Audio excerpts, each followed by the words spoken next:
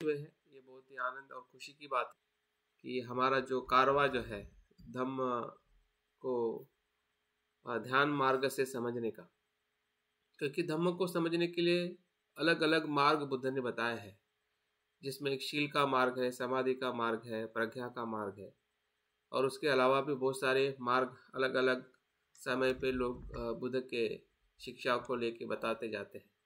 तो हम जिस मार्ग का अनुसरण कर रहे हैं, विशेषतः आज के इस हर रविवार के वर्ग के माध्यम से, तो वो है ध्यान का मार्ग।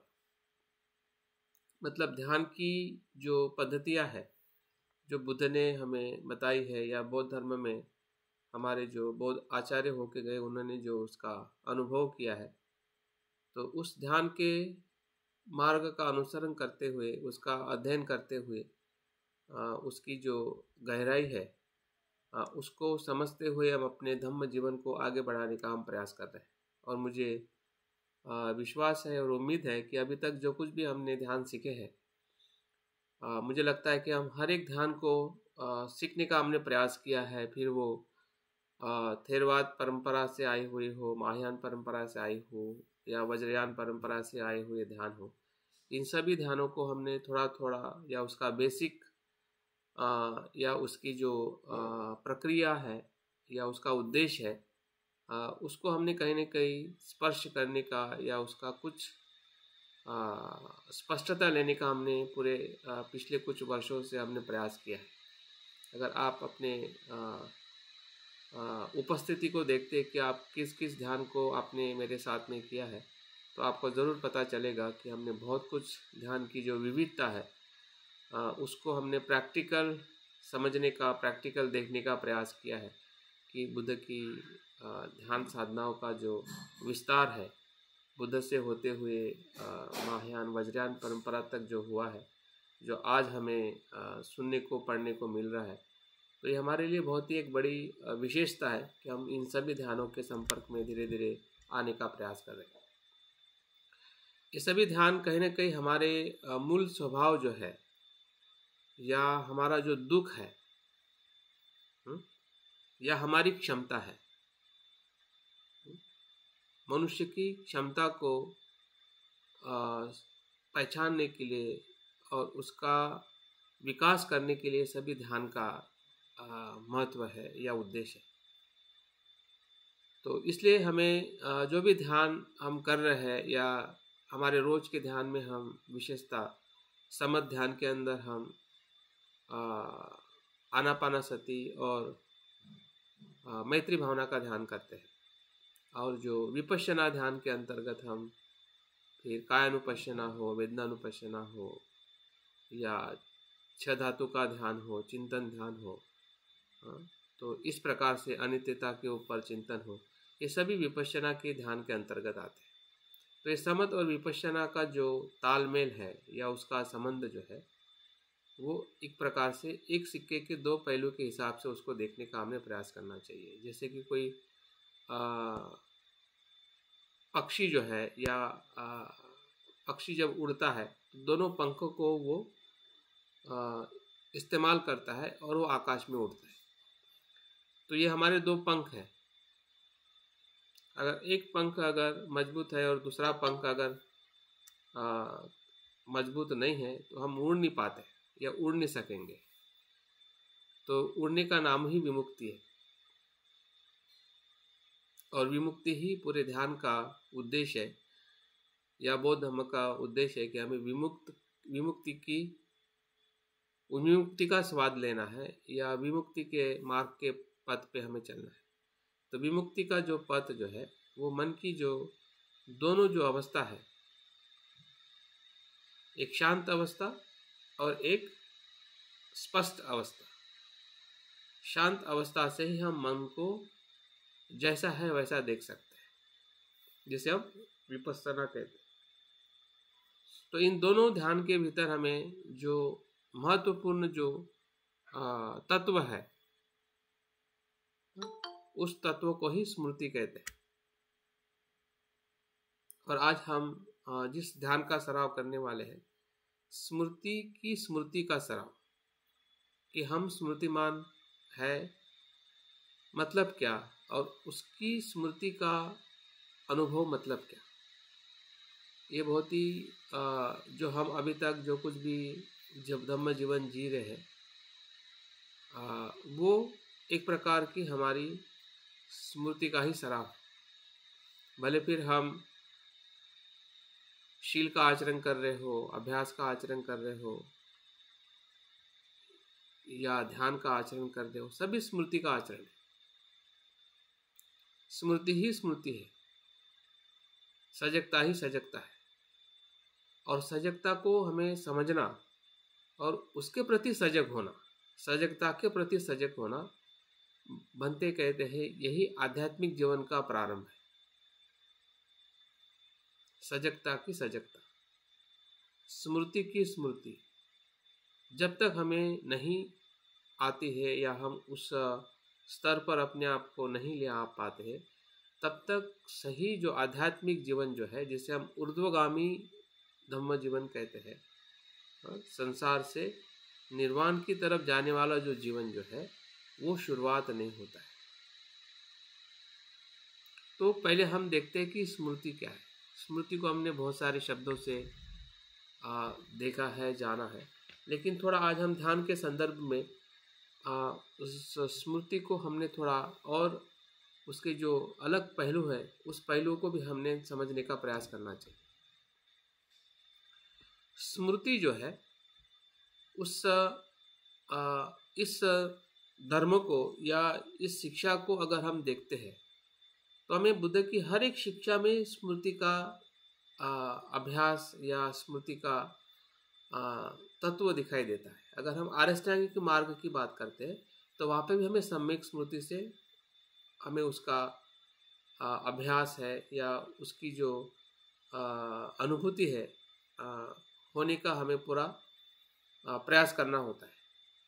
अगर हम पंच धम्मेंद्रिय की बात करते हैं तो वहाँ पे भी हमें धम्मेंद्रिय के माध्यम से भी स्मृति दिखाई देती है, बल के माध्यम से भी स्मृति दिखाई देती है। सप्त बोधांगों को भी अगर हम देखते हैं तो वो भी स्मृति से ही शुरुआत होता है। या सती पठान देखते हैं तो सती पठान का मतलब ही सती मतलब स्मृति है। और बुद्ध भी अपने वचनों में कहते हैं कि स्मृति ही बुद्ध है, स्मृतिमान होना ही बुद्ध होना है। मतलब बुद्ध को और स्मृति को अगर एक जैसा देखें तो हमें पता चलता है कि शुरुआत से लेके बुद्धत्व तक,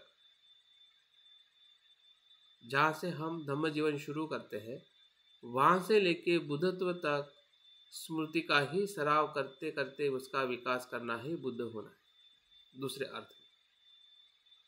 और इसलिए सजगता को, स्मृति को हमें अपने अस्तित्व में कैसे देखना है और कैसे उसको महसूस करना है,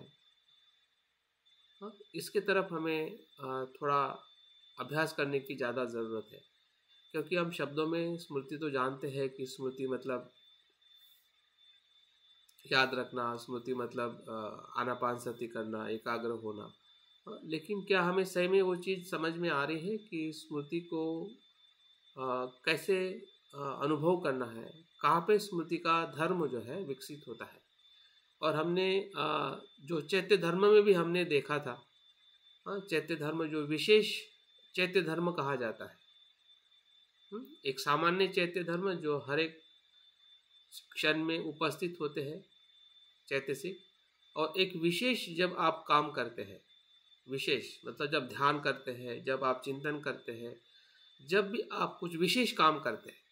विशेष काम करना मतलब आपका शरण गमन है, आपका शिलाचरण है, आपकी जो कुछ भी आप एक इरादे के साथ जब कर्म करते हैं, एक विशेष उद्देश्य के साथ जब कर्म करते हैं, तो वहाँ पे विशेष प्रकार के चैतसिक धर्म निर्माण होते हैं। तो उस विशेष प्रकार के चैतसिक धर्म में भी स्मृति एक धर्म है। तो स्मृति को हमें एक अपने चित्त का गुण या चित्त के धर्म के अनुसार भी हमें समझने की जरूरत है कि वो हमारा धर्म है, स्मृति होना या स्मृतिमान होना, सजग होना। ये कोई सिर्फ बुद्ध की बताई हुई शिक्षा का ही अनुभव नहीं है, बल्कि वो हमारे अस्तित्व में ही वो धर्म के रूप में उसका अस्तित्व है। जिस स्मृति का हम अभ्यास कर रहे हैं बुद्ध के शिक्षाओं के माध्यम से, वो पहले से ही हमारे अस्तित्व में विराजमान है उस धर्म के रूप में, जिसका हमें एहसास करना है कि हाँ ये स्मृति है। और इस स्मृति की स्मृति रखना वो आध्यात्मिक जीवन की एक ऊंचाई की तरफ जाने का या सही तरीके से हम उस आध्यात्मिक विकास की तरफ जा रहे हैं। अगर आप ये प्रश्न अपने आप से पूछते हैं, क्या मेरा आध्यात्मिक विकास हो रहा है, आप कैसे पहचानोगे, कैसे जानोगे कि मेरा आध्यात्मिक विकास हो रहा है? तो आध्यात्मिक विकास हो रहा है, इसको पहचानने का जो मूल्य मापन जो है, ये सजगता की सजगता अगर आपको है, स्मृति की स्मृति अगर आपको है या हमें है, तब हम कह सकते हैं कि मेरा आध्यात्मिक विकास हो रहा है। अगर नहीं है तो हमारा आध्यात्मिक विकास नहीं हो रहा है। वो आध्यात्मिक विकास नहीं है। जब वो कर्म जो है, जो हम कर्म कर रहे हैं कुशल, अगर वो संसार में से संसार में लेके जाने वाला अगर वो कर्म बन रहा है, भले हम शील का आचरण कर रहे हैं, ध्यान का आचरण कर रहे हैं, लेकिन वो संसार में से संसार में ही ले जाने के लिए हमें सुख दे रहा है, जिसे हम लौकिक सुख कहते हैं, तो भले वो कितना भी कुशल कर्म हो, वो आध्यात्मिक उन्नति का कर्म नहीं हो सकता है, विमुक्ति का कर्म नहीं हो सकता। यहाँ पे बहुत ही सूक्ष्म और बहुत ही समझने जैसी बात है। जब व्यक्ति सजगता की सजगता रखता है, जब हम सजगता की सजगता रखते हैं, तब वो कर्म जो है वो ऑटोमेटिक ही आध्यात्मिक उन्नति के तरफ जाने वाला कर्म मार्ग बन जाता है। अगर सजगता नहीं है, कर्म तो कर रहे हैं कुशल, लेकिन सजगता नहीं है, उस कर्म की सजगता नहीं है, तो वो कर्म जो है वो कुशल तो होगा, सुख देने वाला तो होगा, लेकिन वो बार बार संसार में ही लाने वाला होगा, भवसागर में ही लाने वाला होगा। भवसागर से वो मुक्त नहीं कर सकता है। अभी मुक्त होना और मुक्त नहीं होना ये इसी पे आधारित है कि क्या हम सजगता की सजगता का क्या हमें स्मृति का सराव जो है वो उस प्रकार से हम कर पा रहे हैं या नहीं, हम देख पा रहे हैं या नहीं। अगर देख पा रहे, कर पा रहे, तो आप किसी भी कर्म में, फिर आप ध्यान कर रहे हो या नहीं कर रहे हो, आनापानसति कर रहे हो या नहीं कर रहे हो, लेकिन पूरा आपका अस्तित्व ही आपको समझ में आने लगेगा कि मेरी सजगता की सजगता का मतलब क्या है, क्योंकि वो दोनों स्तर पे काम करती है। सजगता की सजगता वो कुशलता में भी काम करती है और अकुशलता में भी काम करती है। कुशल चित्त को भी वो और कुशल करती है और अकुशल चित्त को वो शुद्ध करती रहती है। जब हमें सजगता की सजगता का एहसास होता है कि वो क्या है, तो अभी हमने उसको 4 पहलुओं में देखना है। सजगता की सजगता हम कैसे कहें कि हम सजगता की सजगता में प्रवेश कर रहे हैं? तो ये शब्द आपने सुना होगा स्मृति के साथ, संप्रंजन्यता।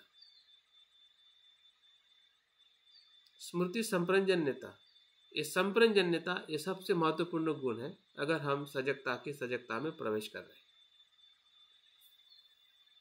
तो संप्रंजन्य का मतलब आपके उद्देश्य की जो निरंतरता है हमें पता चलती है। स्मृति की स्मृति में और स्मृति की स्मृति नहीं है, दोनों में यही फर्क है। अगर हमारे पास में जो कर्म हम कर रहे हैं, अगर उसकी स्मृति की स्मृति है, कॉन्शियसनेस ऑफ द कॉन्शियसनेस, तो क्या होगा? उसका जो उद्देश्य है आपके पास में एकदम क्लियर होगा कि मैं क्यों कर रहा हूं और कैसे कर रहा हूं,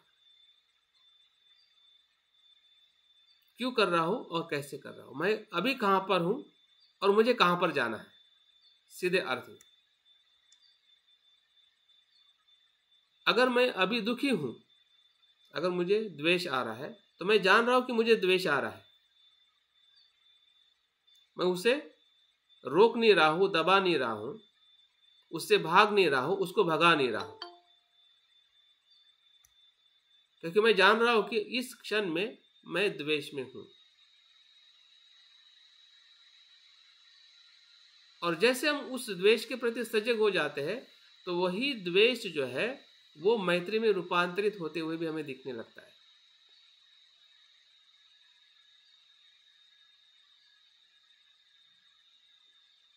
क्योंकि हम प्रयास कर रहे हैं, क्योंकि हम कॉन्शियस है। जब हम द्वेष के प्रति कॉन्शियस नहीं होते हैं तो द्वेष क्या हो जाता है, एक तो अभिव्यक्त हो जाता है, गुस्से में हम उसकी प्रतिक्रिया दे देते हैं या उसको दबा के रखते हैं। इसका मतलब हम अपने उस कर्म के प्रति या उस जो हम हमारे मन में जो उत्पन्न हो रहा है वही तो कर्म है। कर्म क्या है? बुद्ध ने एक शब्द में कर्म जो कहा है वो चेतना ही कर्म है। उस स्तर पर हमें कहीं ना कहीं अपनी जागृति को समझने की कोशिश करनी पड़ेगी कि चेतना ही कर्म है और कर्म ही चेतना है। अगर चेतना अगर द्वेष की है तो उसके प्रति मुझे सजग होना ही है। उसकी सजगता ही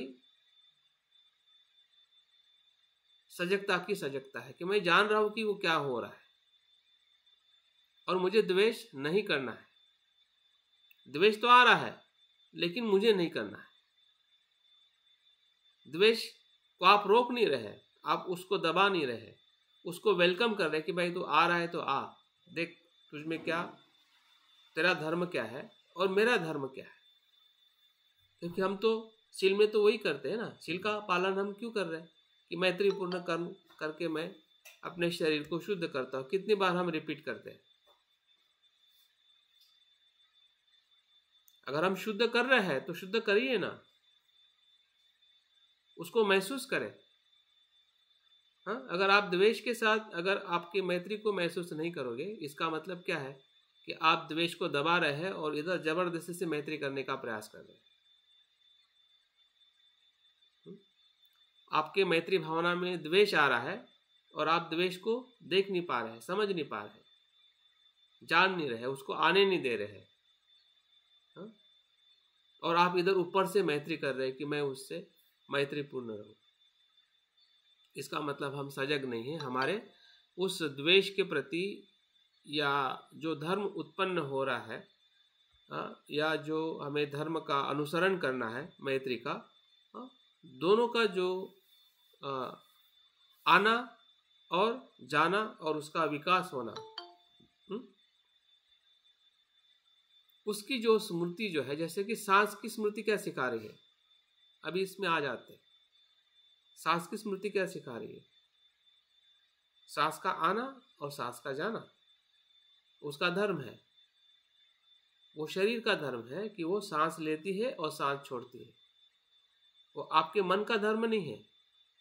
मन उसको नियंत्रित नहीं कर सकती, उसको रोक नहीं सकती, ना उसको पकड़ के रख सकती है।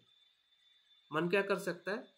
मन उस पे सजग होता है कि सांस कैसे आ रही है और कैसे जा रही है। वो सजगता है। सांस को देखना सजगता नहीं है, सांस को जानना सजगता है। जैसा आप जानते हैं जैसे वो आ रही है और जैसे जा रही है, उसको जब जानते हैं वो आपकी स्मृति है। वैसे ही द्वेष आ रहा है और द्वेष जा रहा है और मैत्री आ रही है और उसका विकास हो रहा है। और ये कब पता चलता है? कि जब हम संप्रजन्य के साथ रहते हैं कि मेरे ध्यान के जो उद्देश्य है या मेरे कर्म का जो उद्देश्य है, उद्देश्य के प्रति निरंतर जागरूक रहना या बार बार जागरूक होना, उसकी निरंतरता बनाए रखना। अगर टूट जाती है फिर से जुड़ना, टूटना बुरा नहीं है। अगर हम ध्यान करते हैं और कामचंद आ जाता है, बुरा नहीं है। वो टूट गई, फिर से वापस आना, फिर से टूट गई, फिर से वापस आना, क्योंकि हम सजग हो रहे हैं। अगर आप सजग नहीं होगे तो वापस नहीं आओगे। और वो जो आने वाला जो निवरण जो है वो आपको इतना परेशान करेगा कि आपको ध्यान ही नहीं करने देगा, क्योंकि आप उसको जान नहीं रहे। आप उसको जान नहीं रहे हैं और आप ये भी नहीं देख रहे हैं कि मेरा उद्देश्य क्या है। मेरा उद्देश्य उससे लड़ना नहीं है या उससे भागना भी नहीं है। मेरा उद्देश्य है स्मृति का विकास करना। उद्देश्य क्या है? सांस को देखना हमारा उद्देश्य नहीं है। सांस के माध्यम से स्मृति का विकास करना उद्देश्य है। अगर हमारा मन भटक भी जाता है या किसी प्रकार से हम भयभीत हो जाते हैं, वो भय आएगा, लेकिन भय में रहना हमारा उद्देश्य नहीं है। दुख में रहना हमारा उद्देश्य नहीं है। तो हमारा उद्देश्य क्या है? उससे ऊपर उठना, सजग होना कि वो क्या है। अरे हाँ, ये है मेरा तो उद्देश्य है। अगर भटक गए कुछ समय के लिए अगर हम समझ में नहीं आया, लेकिन दूसरा तो पल है ना समझने के लिए। हम दूसरा पल भी खराब कर देते क्योंकि हम सजगता में प्रवेश नहीं कर रहे। मतलब पहले भूल से हम फिर से दूसरी भूल कर रहे हैं और ये भूल फिर कंटिन्यू होती जा रही है। भूल से हमें भयभीत नहीं होना है। चिंता, भूल हो गई ना, वो तो चला गया, वो पल चला गया। स्मृति क्या सिखाती है कि जब आप उद्देश्य की निरंतरता के साथ रहते हैं तो जितनी भी बुराई जो है वो आने वाली है लेकिन ठहरने वाली नहीं है। सांस आएगा तो रुकने वाला नहीं, हो जाने वाला है। इसका मतलब हम जो घटित हो रहा है, जो कॉन्शियसली चीजें हो रही है, उसको हम फिर से कॉन्शियसली देख रहे हैं। Consciousness of the consciousness. जो घटित हो रहा है वो एक अपने आप में कॉन्शियसनेस है, वो चेतना है, वो अपने आप में स्मृति का सराव है जो नेचुरली अपने जीवन में हो रहा है। क्योंकि हम जागरूक है तभी तो हम मनुष्य है। आप सोचिए कि मनुष्य और प्राणी में क्या फर्क है। क्योंकि प्राणी इतने जागरूक नहीं जितना मनुष्य जागरूक है। मतलब हम उतने तो जागरूक है ना। अभी जो जागरूक हम है उसी की जागृति हमें बढ़ानी है। हमारे पास में इंद्रिय की जागृति है। अभी इंद्रिय की जो जागृति है, हम आंखों से देख सकते हैं, समझ सकते हैं, कानों से सुन सकते हैं, ये हमारी इंद्रिय जागृति है। अभी इसी इंद्रिय जागृति की जागृति रखना, वो आध्यात्मिक जीवन की शुरुआत है। कि इंद्रिय से जब हम देखते हैं तो क्या होता है, क्या आता है और क्या जाता है। हम क्या देखते हैं और कैसे देखते हैं। क्या देखने से भीतर आता है, लोभ आता है या द्वेष आता है या मैत्री आती। जब मैं मित्र को देखता हूं तो मुझे मैत्री आती है, क्या द्वेष आता है। इसकी जागृति रखना मतलब इंद्रियों के प्रति इंद्रियों की जागृति रखना, वो कॉन्शियसनेस ऑफ द कॉन्शियसनेस है। वैसे ही शील के प्रति शील की जागृति रखना, ध्यान की जागृति रखना। हम दान कर रहे हैं या जो भी कर्म कर रहे हैं, हर एक कर्म क्योंकि कॉन्शियस है, आप एक उद्देश्य से कर्म कर रहे हैं कि मुझे ये नहीं करना, ये करना है। ये क्या है? मुझे हिंसा नहीं करनी है, मुझे मैत्री करनी है। ये क्या है? ये आपकी जागृति है। लेकिन इस जागृति की भी जागृति रखना कि मुझे क्यों करना है।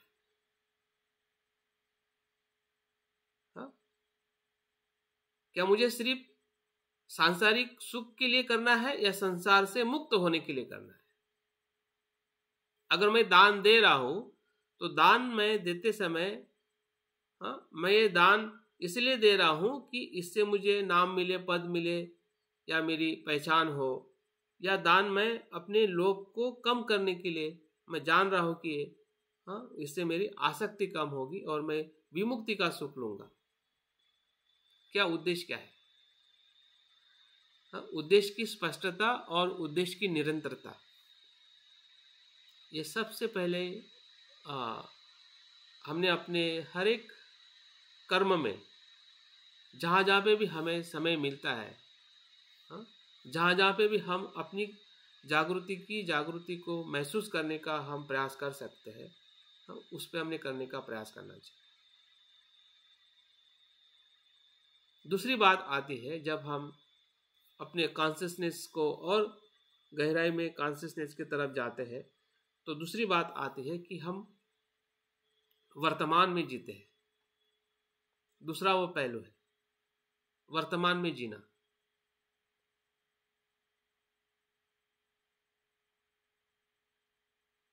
क्योंकि जागृति का दूसरा नाम है वर्तमान में जीना, बुद्ध का दूसरा नाम है वर्तमान में जीना।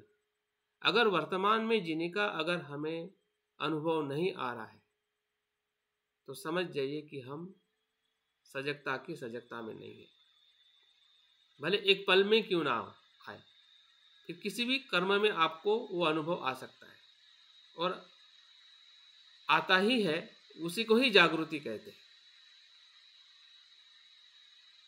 वर्तमान में रहने का, वर्तमान में जीने का अगर हमें अनुभव नहीं आ रहा है, हमेशा हम भूतकाल और भविष्य में रहते हुए अगर हम कर्म करते हैं या ध्यान करते हैं या ध्यान का अनुभव ले रहे हैं, तो समझ जाइए कि हमारा वर्तमान में हम ठहर नहीं पा रहे। वर्तमान का मतलब है एक वहाँ पे एक ऐसी गैप निर्माण होती है। वर्तमान का मतलब ना मन भूतकाल में जाता है ना भविष्य में जाता है, वो क्षण मतलब वर्तमान का। और इसलिए वर्तमान में लाने के लिए जो बुद्ध ने ध्यान बताया है वह आनापानसति। क्यों? क्योंकि आनापानसति का जो श्वास जो है हमेशा वर्तमान में ही होता है, उसमें वर्तमान में ही उसकी प्रक्रिया घटित होती है, ना भूतकाल में होती है ना भविष्य में होती है। और जितना हम सांस के आलम्बन को जितना हम एकरूप होते रहते हैं, वैसे वैसे हमारा मन वर्तमान में आना सीख जाता है। और उसकी भी स्मृति रखना कि मैं वर्तमान में हूं।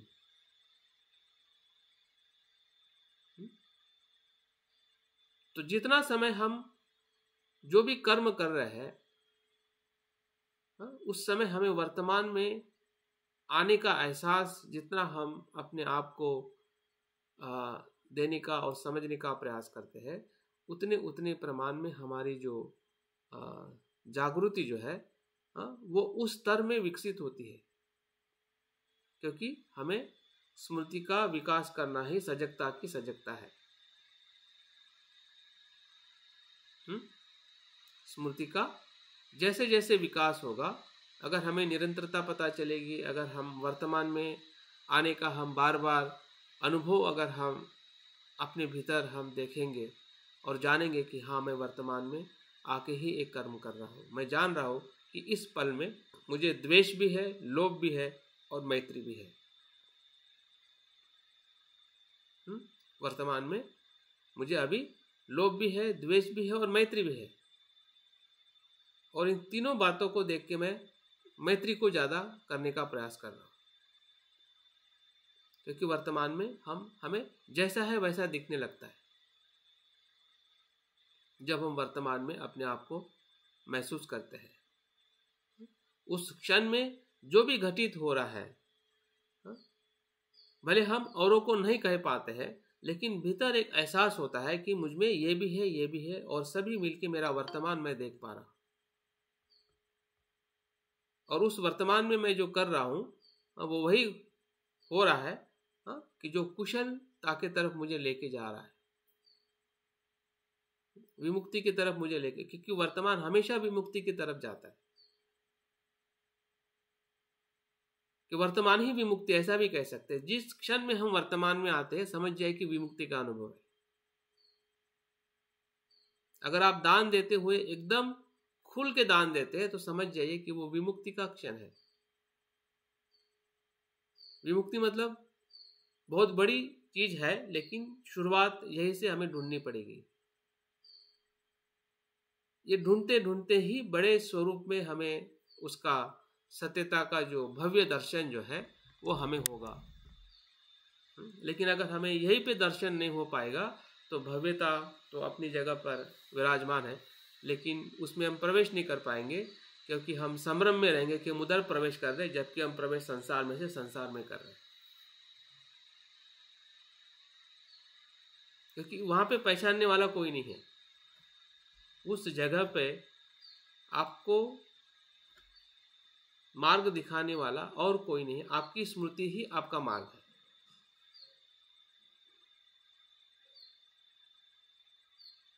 और वो स्मृति ही बुद्ध है हमारे लिए, दूसरा कोई बुद्ध नहीं है। जो बाहर बुद्ध दिखते हैं ना, वो बुद्ध नहीं है। हमारे भीतर की जो स्मृति का जो अनुभव है वही बुद्ध है, जो बाहर हमने बनाए हैं प्रतीक के रूप में, वो यही बुद्ध है। और उस बुद्ध का या स्मृति का धर्म जो है, हाँ, वो वर्तमान में जितना हमें जिस जिस जगह पर हमें अनुभव हो रहा है और नहीं हो रहा है, दोनों चीज़ है। हो रहा है उसकी भी स्मृति और नहीं हो रहा है उसकी भी स्मृति भी, ये सजगता की सजगता है। आप बोलेंगे कि मुझे नहीं हो रहा है, अगर आपको एहसास तो हो रहा है कि नहीं हो रहा है, that means you are consciousness of the consciousness. आप जागृति के भीतर प्रवेश कर रहे हैं, क्योंकि आपको पता चल रहा है कि ये नहीं हो रहा है और आपको पता चल रहा है कि ये हो रहा है। मतलब आप अज्ञान को भी जान रहे हैं और जो आपका ज्ञान है उसको भी जान रहे हैं। आप आपकी गलती को भी जान रहे हैं कि मेरी गलती हो रही है और यहाँ पे मेरी गलती नहीं हो रही। तो दोनों चीज को जानना ही जागृति के अनुभव के भीतर हम प्रवेश करते हैं। अगर आपको लगता है कि मुझे पता नहीं है, लेकिन आपको पता नहीं, इसकी जागृति हो रही है, वो कॉन्शियसनेस ऑफ द कॉन्शियसनेस। अगर आपको पता हो रहा है, इसकी अगर जागृति नहीं है, तो फिर वो सामान्य कर्म है।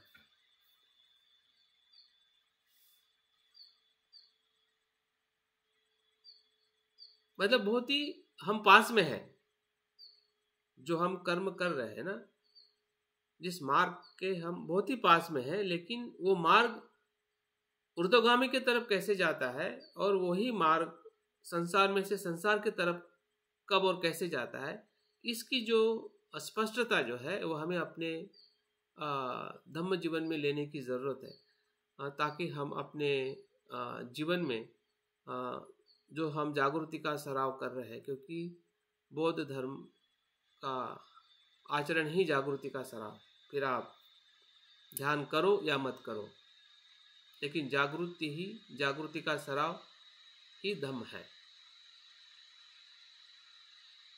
ध्यान करके भी आप जागृत हो सकते हैं और ध्यान नहीं करके भी जागृत हो सकते हैं, और ध्यान करके भी आप जागृत नहीं हो सकते, ऐसा भी बहुत सारा है। हम सभी ध्यान कर रहे हैं लेकिन जागृत नहीं हो रहे। ऐसा क्यों हो रहा है? क्योंकि हम जागृति के उस स्तर पर हम अपने आप को देखने का जो हमारा प्रयास है, वो कहीं ना कहीं हम नहीं कर पा रहे हैं। हमें समझ में नहीं आ रहा है कि उसको कैसे देखा जाए। स्मृति का जो हम सराव कर रहे हैं वर्तमान में, सांस को देखते देखते हम कैसे वर्तमान में जब प्रवेश करते हैं, तो उस वर्तमान के अनुभव में हमें क्या हो रहा है, क्या उसकी हमें स्मृति रहती है जब हम वर्तमान में प्रवेश करते हैं। तो ये दूसरा पहलू है। तीसरा जो पहलू जो है, जब हम वर्तमान में आते हैं या हमें निरंतरता रहती है हमारे उद्देश्य की, तो वहाँ पे किसी प्रकार का भी जजमेंट नहीं होता है, नॉन जजमेंट होता है, पूर्वग्रह नहीं होता है। पूर्वग्रह का जो चित्त जो है वो जागृति की जागृति नहीं है। अगर आप कोई भी कर्म पूर्वग्रह से देख रहे हैं कि हाँ मुझे कल द्वेष आया था तो अभी भी मुझे द्वेष आएगा और मैं ऐसा ही हूँ वैसा ही हूँ, वो ऐसे ही है वो वैसे ही है, हाँ, वो जो पूर्व जो हमारे अनुभव है जीवन के या कर्म के, उसी पूर्व ग्रह के अनुसार ही अगर आप इस क्षण में भी अपने आप को देख रहे हैं तो वो जागृति नहीं है। मैंने कल किया था इसलिए मुझे आज करना है, वो पूर्व ग्रह है, वो स्मृति की स्मृति नहीं है। आपको कल अच्छा लगा इसलिए आप आज भी अच्छा कर रहे हैं, तो वो पहले का जो कर्म किया है उसका जो पूर्व ग्रह बना है उसके अनुसार आप कर्म कर रहे हैं। और इसलिए कर्म कर रहे हैं क्योंकि आपकी जागृति नहीं है कि कल का कर्म कल था, आज का मुझे जो कर्म करना है या कर रहा हूं वो मुझे उस पूर्व ग्रह के आधार पर नहीं करना है, और संभव भी नहीं, वो होता भी नहीं है। लेकिन वो हमारा एक ग्रह बन जाता है क्योंकि हम स्मृति के स्मृति में प्रवेश नहीं करते। अभी का कर्म जो है वो अभी के कर्म के अनुसार हम कर रहे हैं, पूर्व ग्रह के कर्म से नहीं। अभी जो उत्साह जो है हमारे भीतर जो हम कर्म करने का, वो वर्तमान से जो हमारा शुद्ध जो प्रयास है, उस प्रयास से हम कर्म कर रहे हैं। उसका जो प्रवाहित होने का जो तत्व जो है वो हमें महसूस होने लगता है। पूर्व ग्रह क्या करता है, स्टक कर देता है, बांध देता है, और बंधन ही जो हमने सिल्वर परामर्श में हमने देखा है, मैकेनिज्म में ले जाता है। अगर मैकेनिज्म में लेके जाके अगर हम कर्म कर रहे हैं कि भाई मुझे ध्यान करने से अच्छा नहीं लगता है इसलिए मुझे ध्यान करना ही है, मुझे ऐसा करना है, मैं वैसा करता हूँ, तो ये कुशल कर्म हो सकते हैं, लेकिन वो विमुक्ति के कर्म नहीं बन पाएंगे। और ये बाद में होने वाली प्रक्रिया नहीं, अभी हमें समझना पड़ेगा, तभी जाके हम आने वाले समय में इस पे काम कर सकते हैं।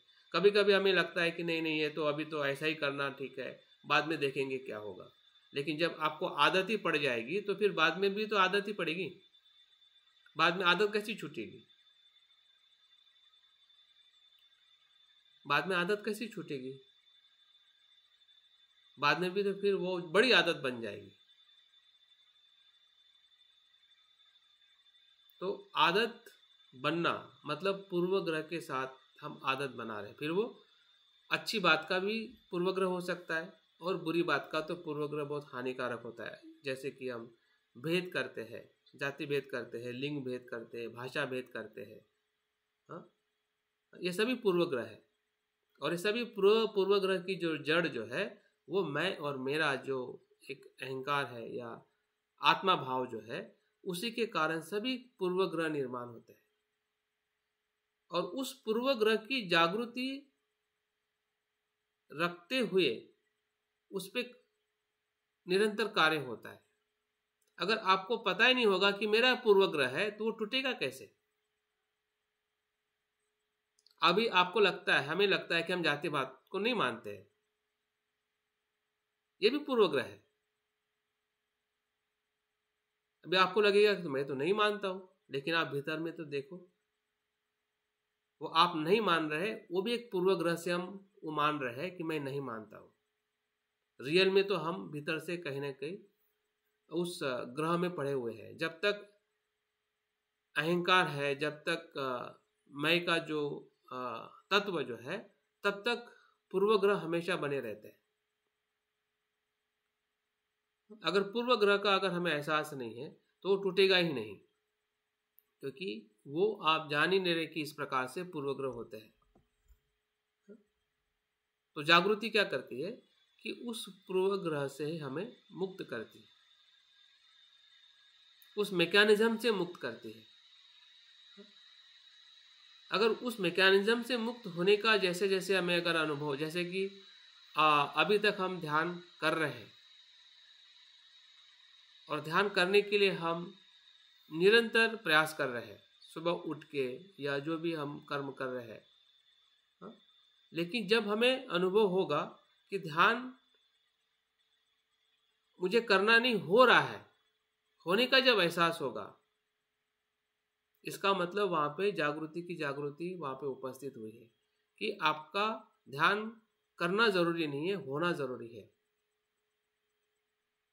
और जब होगा कि जब हमारी स्मृति थोड़ी और उस कर्म के प्रति और ज़्यादा सजग बनेगी, हाँ, तो ऑटोमेटिक ध्यान होने लगेगा।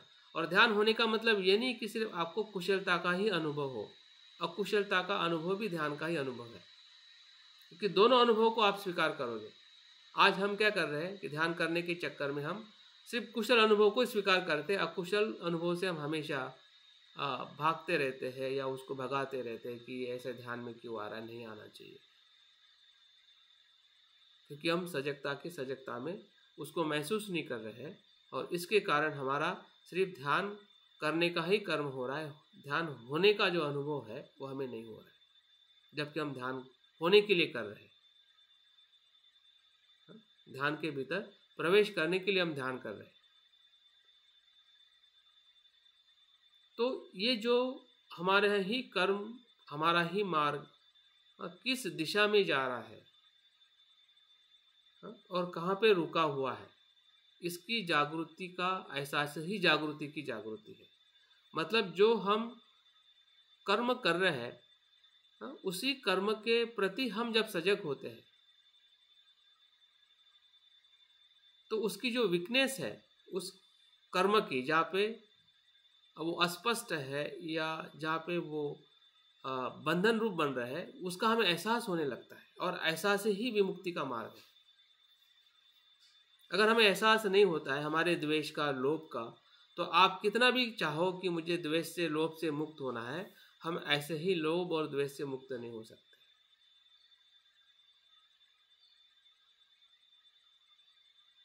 जब तक हम उस जागृति का भीतर उसको हम नहीं देखते हैं, तब तक हमारी भीतर की जो बंधन करने की जो ऊर्जा है, उस ऊर्जा से हम मुक्त नहीं हो सकते, उस नकारात्मकता से हम मुक्त नहीं हो सकते हैं। तो मुक्त होने का हमारे पास में मार्ग है। बुद्ध ने उसी मार्ग की खोज की है और हम भी उसी मार्ग की तलाश कर रहे हैं कि वो क्या है। और ध्यान उसी गहराई में ले जाने के लिए हमें मदद करता है कि सजगता की सजगता हमें विकसित करनी है। जब हम उद्देश्य की निरंतरता के साथ में रहते हैं, वर्तमान में महसूस करते हैं और पूर्वग्रह से मुक्त होने का हमें जब भी अनुभव होता है कि मैं ध्यान कर रहा हूँ, एक आज के आनंद के लिए कर रहा हूँ, आज की मेरी प्रेरणा है, मुझे आज आनंदित होने के लिए मुझे ध्यान करना है। कल क्या हुआ था, कल क्या होगा, उससे मुझे कुछ लेना देना नहीं। कल जैसे भी हुआ था, कल हुआ था, अच्छा था, बुरा था। उस पूर्वग्रह में रह के अगर ध्यान करोगे तो आप आज का ध्यान, सिर्फ ध्यान तो होगा लेकिन ध्यान के भीतर हम नहीं जाएंगे, क्योंकि वो पूर्वग्रह क्या करेगा, इस ध्यान को भी खत्म कर देगा। क्योंकि कल आपने बुरा अनुभव लिया है तो लगेगा कि यार कल मेरा ऐसा ध्यान हुआ था तो क्या ऐसे ही होगा क्या, तो वो वैसे ही होगा, क्योंकि वो पूर्वग्रह वहाँ पे आपको पकड़ लेगा और आपको पता ही नहीं चलेगा कि वो कैसे वो रिपीट हो रहा है। या फिर आपने अच्छा अनुभव लिया होगा तो उसी पूर्वग्रह से आप आज का भी ध्यान का अनुभव लेना चाहोगे कि कल मुझे हुआ था, आज भी ऐसा ही होना चाहिए, हाँ, या इसी के यही होना चाहिए, या आपका पूर्वग्रह वहाँ पे आ गया और उसी की अपेक्षा से हम ध्यान कर रहे हैं।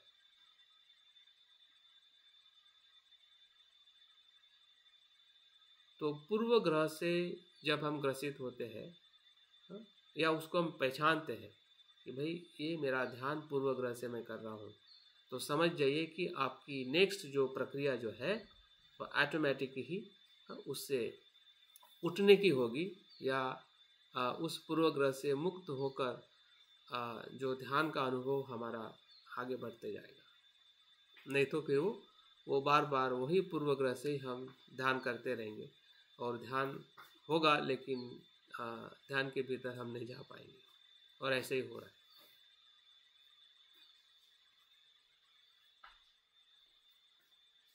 और चौथी और जो गहरी जो बात है जो है, स्मृति के साथ जो जब हम सजग होने लगते हैं तो वो पूरी तरह से सत्यता को वो प्रकट करता है।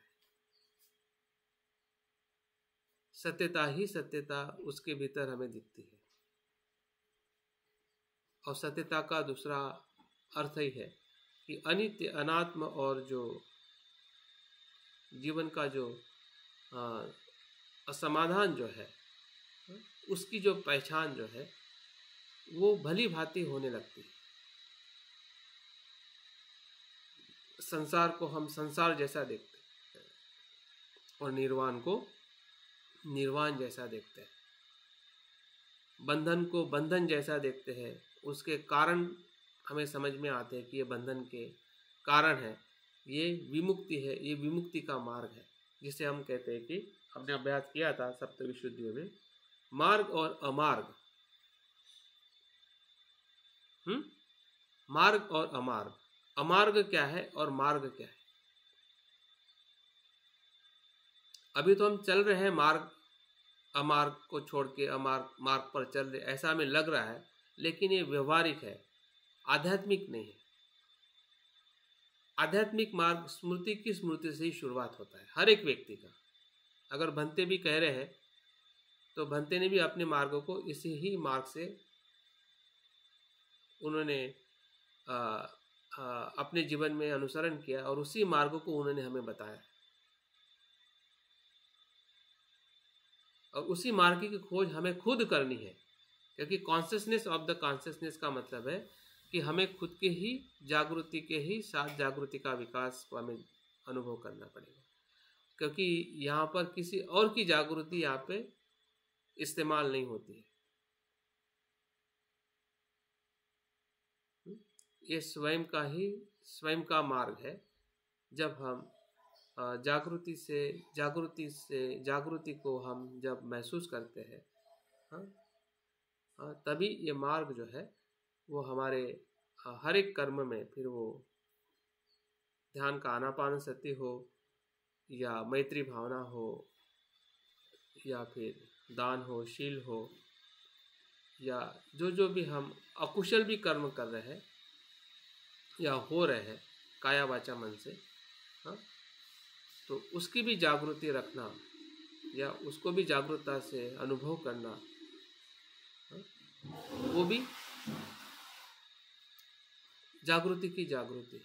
ऐसा नहीं कि सिर्फ कुशलता को ही देखना है।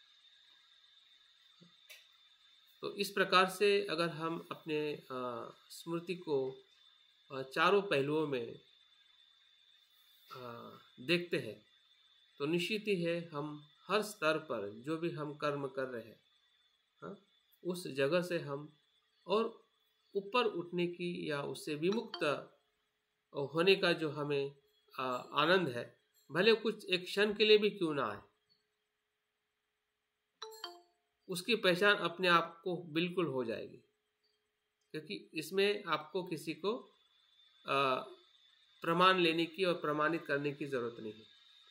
जैसे कि आपने स्वाद मीठा, अगर आपने स्वाद लेना है तो आप थोड़ा भी खाओगे तब भी आपको मिठास का अनुभव होगा, लेकिन खाना पड़ेगा। अगर आप जीभ पे नहीं रखते हैं तो मिठास क्या है वो कोई किसी को बता नहीं सकता है और आपको पता नहीं चल सकती। वहाँ पे किसी को प्रमाणित करने की ज़रूरत नहीं है कि मिठास क्या है, वो आप खुद ही मिठास का एहसास करोगे कि हाँ यही मिठास है, और वही विमुक्ति का स्वाद है। भले फिर हम शील का आचरण कर रहे हैं, दान का आचरण कर रहे हैं, या हमें द्वेष आ रहा है, हमें लोभ आ रहा है, वहाँ पे भी विमुक्ति है अगर आप उसकी जागृति रखते हैं। तो लोभ द्वेष भी हमें परेशान नहीं कर सकता है अगर हम जागरूक हैं। उसकी जागृति अगर रखने का अगर हम प्रयास करते हैं इन चार बातों से, एक तो उसकी निरंतरता, उद्देश्य क्या है, वर्तमान में क्या उसको हम देख रहे हैं, क्या वर्तमान में अगर हम अकुशल धर्म को भी वर्तमान में देखते हैं तो अकुशल धर्म में वो ताकत ही नहीं है कि वर्तमान में आपको हानि पहुंचाए। द्वेष लोभ कितना भी बड़ा हो, लेकिन अगर वर्तमान में अगर उसको आपने देख लिया तो आप द्वेष कर ही नहीं सकते। आएगा जरूर, लोभ भी आएगा जरूर, लेकिन आप लोभ कर ही नहीं सकते, या उसका प्रमाण इतना कम होगा हाँ, कि आपको हानि नहीं पहुंचाएगा या औरों को भी हानि नहीं पहुंचाएगा। क्योंकि भंते कहते हैं कि स्मृति जो है वो आग है। वो आग है कि वो सभी धर्मों को रूपांतरित करती है। फिर वो धर्म कितना भी जड़ हो, जिसे हम ठोस कहते हैं, लोभ द्वेष मोह क्या ठोस है, बहुत जड़ है, मूल है, या उसकी जो डालियां हो, उसके पत्ते हो, सभी को वो जला सकते। वो बर्फ को भी पिघलाती है, गर्म पानी को भी वो भाप में बदल सकती है। आग क्या है, सब कुछ विध्वंस करती है। जितने भी जो उसके मूल धर्म है, बंधनकारी जो धर्म है, वो सबको नष्ट करने की जो ऊर्जा जो है वो स्मृति में है। और स्मृति ही धम्म विचय बनती है और स्मृति ही प्रज्ञा बनती है। आप कहोगे कि धम्म विचय क्या है, प्रज्ञा क्या है, कैसे जाने प्रज्ञा को, कैसी होती है? अगर आपको अनित्यता को महसूस करना है तो बिन स्मृति से आप कितना भी अनित्यता को देखो, आपको समझ में नहीं आएगी।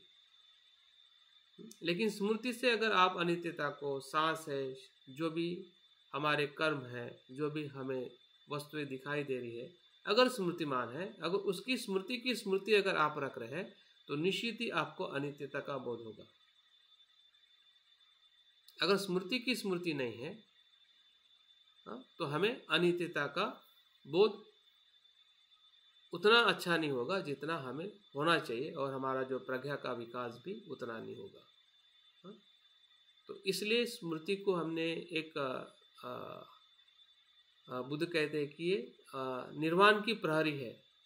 प्रहरी मतलब वो निर्वाण की रक्षा करने वाला तत्व है। वो निरंतर वो सुरक्षित करता है निर्वाण की तरफ ले जाने के लिए।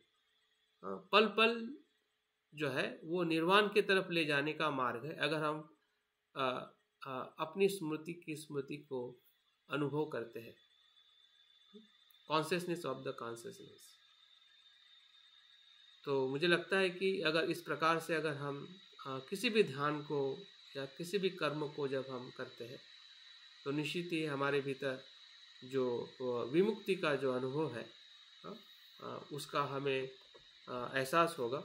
और उसी का सराव आज हम कुछ समय के लिए आनापान सति का ध्यान करते हुए हम करने का प्रयास करने वाले हैं। लेकिन इस कॉन्शियसनेस ऑफ द कॉन्शियसनेस को हमने हर एक जगह पर, हर एक अस्तित्व में, आध्यात्मिक जीवन जो जी रहे हैं, सांसारिक जीवन जो जी रहे हैं, सांसारिक जीवन में भी हमें देखना है जो हमारा सांसारिक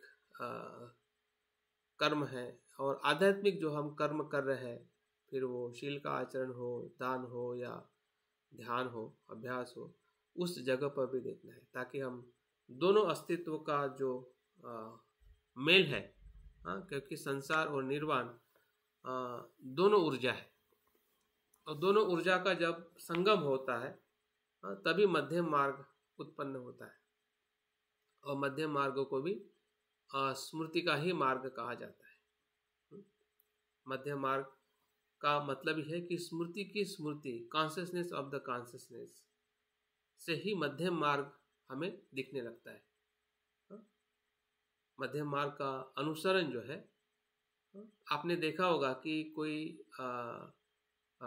कसरत करता है तार पर चलने की। हमने देखे होंगे ऐसे बहुत सारे खेल कि इंसान तार पर चलता है, डोरी पर चलता है। तो डोरी पर चलना इतना सरल नहीं है। जब तक उसका बैलेंस नहीं है तो वो नहीं चल सकता है। तो बैलेंस का मतलब ही है स्मृति की स्मृति रखना। हमें पता है कि द्वेष भी है और हमें ये पता है कि मैत्री भी है। जब हम वर्तमान में जब मैत्री और द्वेष को देखते हैं तो दोनों भी हमें कैसे दिखते हैं, बदलते हुए देखते हैं, और हमें दोनों के साथ में रहने का जो एहसास जो है वही स्मृति की स्मृति।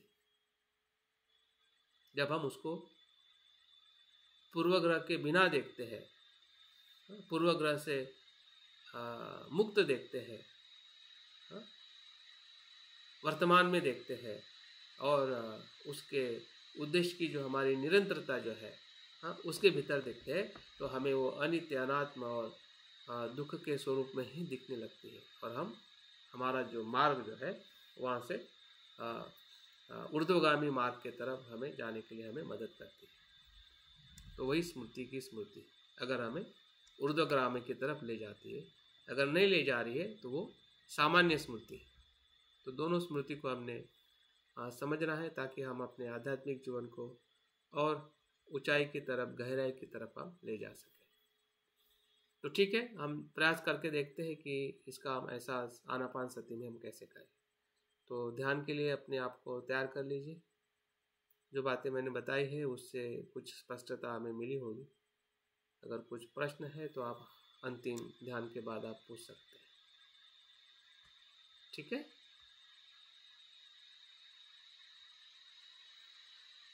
तो काफ़ी लोग जुड़े हैं और आज के इस ध्यान में कुछ हमारा ध्यान का जो सराव जो है, हाँ, जो हम नियमित करते हैं आनापानसति, उसी ध्यान को हम करने वाले हैं। लेकिन इन चारों तत्वों को हम महसूस करते हुए ध्यान का अनुभव लेने वाले हैं। तो अपनी बैठक को ठीक कर लीजिए, क्योंकि हमारी बैठक ध्यान की पूर्व तैयारी है और पूर्व तैयारी में हम जितना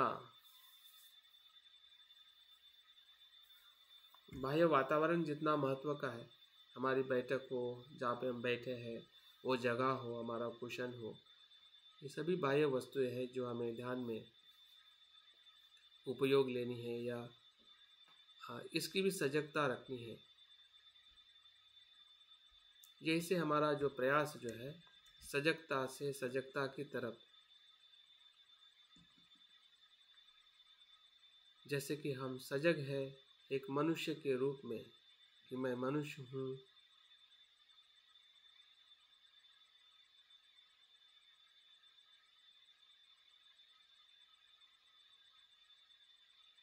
ये शरीर है, मन है,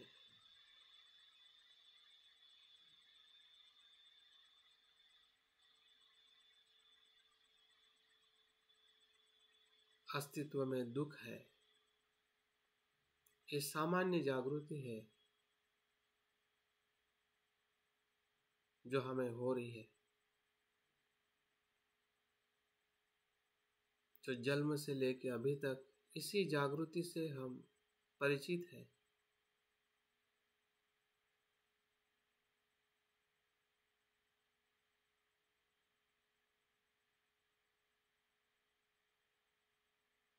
जब जब भी हम अपने अस्तित्व के प्रति सजग हो रहे हैं या हुए हैं, तब तब हम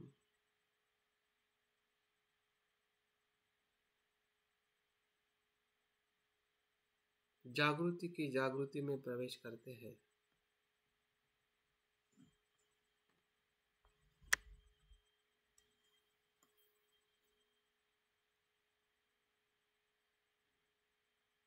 उससे मुक्त होने का हम प्रयास करते हैं।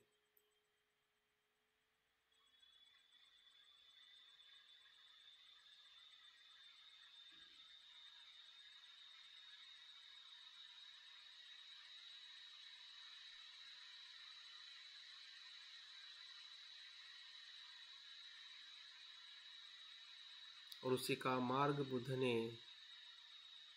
हमें बताया है।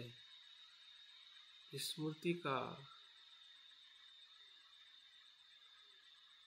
सजगता का कैसे विकास किया जाए।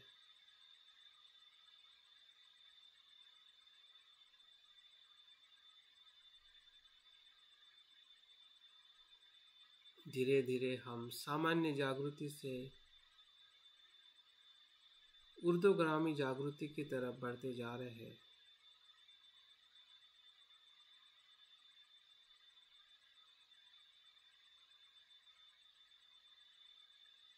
क्योंकि हम शरीर और शरीर के भीतर, मन के भीतर जो कुछ भी दुख है उसे कुछ न कुछ हम अनुभव कर रहे हैं।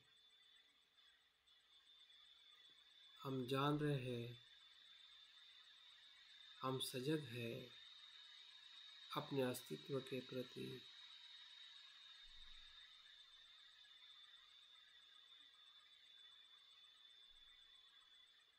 जो दुख से भरा है, यही जागृति हमें इससे मुक्त करने की तरफ ले जा रही है।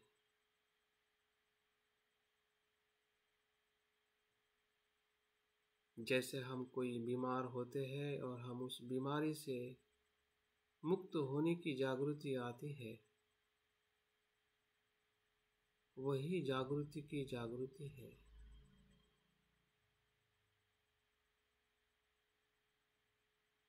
वैसे ही हम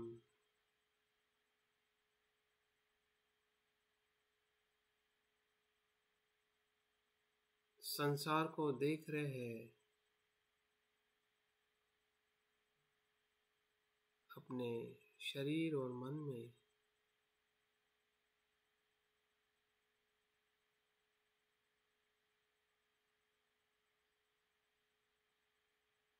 ये सभी विचार, कल्पनाएं, दुख सुख सभी संसार का निर्माण है।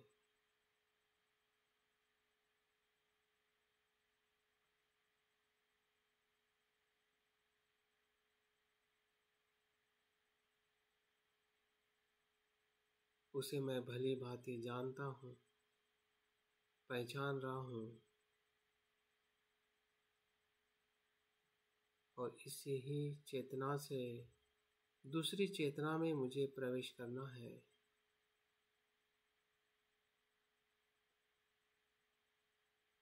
ध्यान के चेतना में, ध्यान के चित्त में।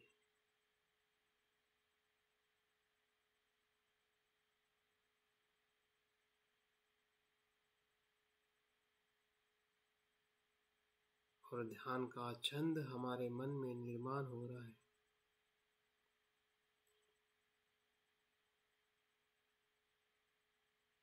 ध्यान करने का आनंद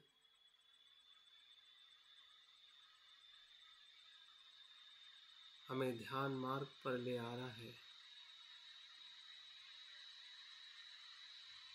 क्योंकि हम सजग हो रहे हैं कि संसार में वो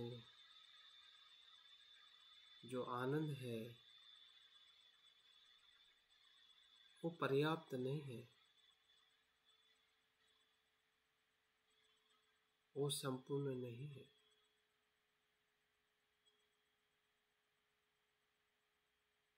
इसलिए हम ध्यान के आनंद की तरफ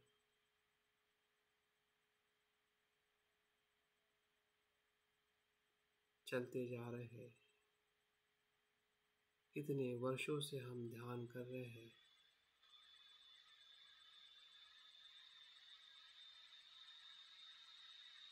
तब से लेके अभी तक ध्यान का छंद बढ़ते जा रहा है।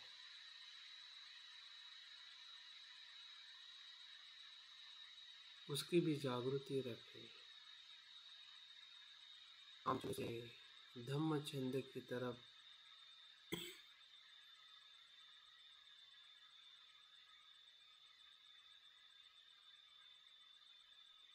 हम निरंतर आने का प्रयास कर रहे हैं।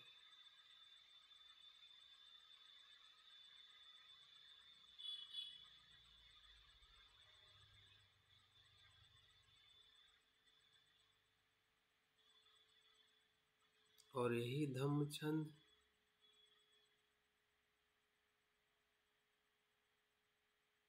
ये विमुक्ति की तरफ ले जाने वाला है। जैसे बुद्ध मुक्त हुए हैं,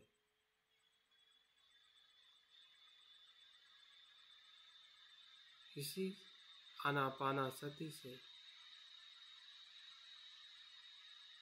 सजग होकर, जागृत होकर स्मृति का अनुभव लेते हुए उसी आनापानसति का सराव मैं करने जा रहा हूँ।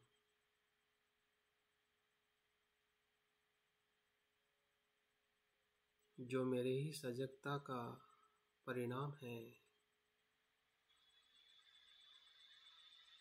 जो संसार में दुख है, उस दुख से मैं पीड़ित हूँ और उसी पीड़ा से मैं मुक्त होने का रास्ता ढूंढ रहा हूँ।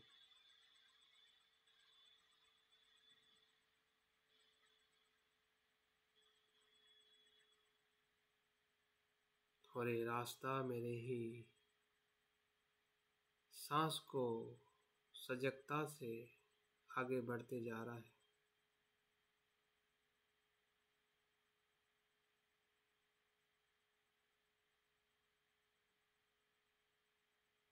आनापानसति के प्रथम चरण में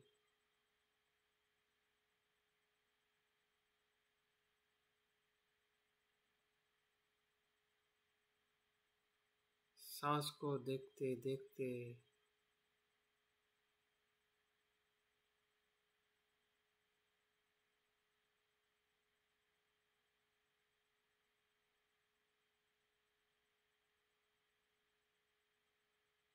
ध्यान के उद्देश्य की निरंतरता का भी अनुभव करें।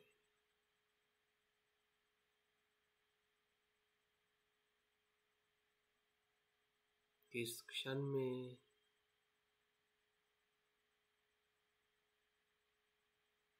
मेरा मन कहाँ पर है, जैसे भी है वैसे उसे महसूस करें।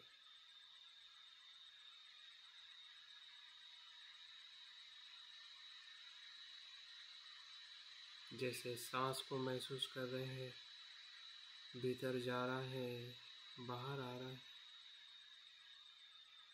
वैसे ही मन भी भीतर जा रहा है, बाहर आ रहा है। जैसी सांस की गति है वैसे ही मन की गति है। जैसे सांस प्रवाहित है वैसे ही मन भी प्रवाहित है।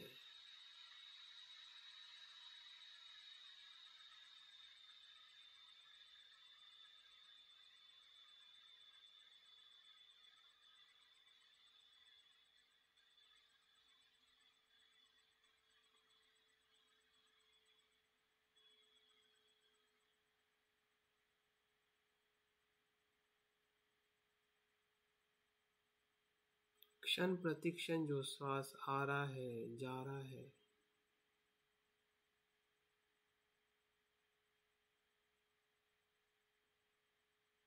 उसी का ध्यान रखना ही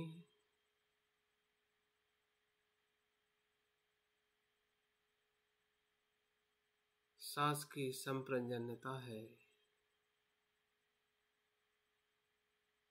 उद्देश्य की निरंतरता है। जो हो रहा है, जिस पे हम ध्यान कर रहे हैं, उसी उद्देश्य के साथ बने रहना।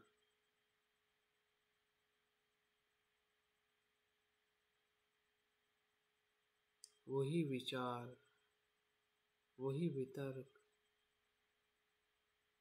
वही देखना, वही जानना। सांस का आना, सांस का जाना।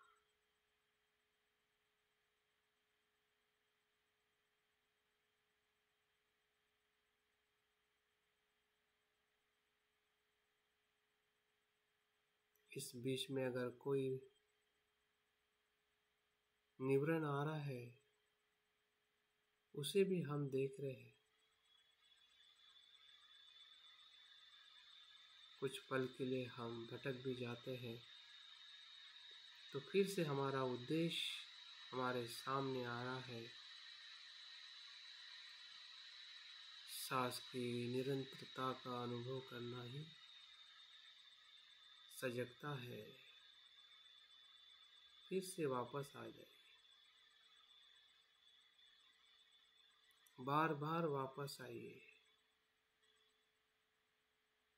सांस की निरंतरता के साथ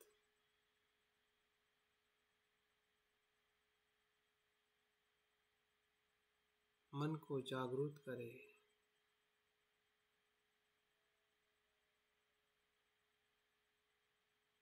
जैसे जैसे हम एकरूप हो रहे हैं, वैसे वैसे हमारी सांस की निरंतरता विकसित हो रही है। अगर कुछ पल के लिए हम भटक भी रहे हैं तो उसका भी हमें अफसोस नहीं हो रहा है।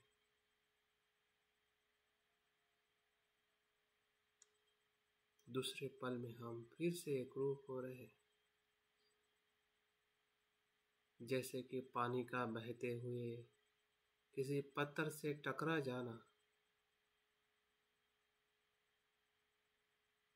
उससे उसकी निरंतरता नष्ट नहीं होती।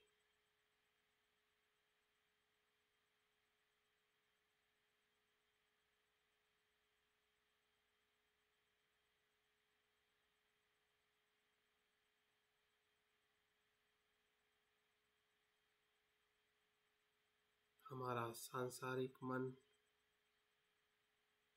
भूतकाल और भविष्य में भटकते रहता है, लेकिन स्मृति का मन सांस की निरंतरता में रहता है।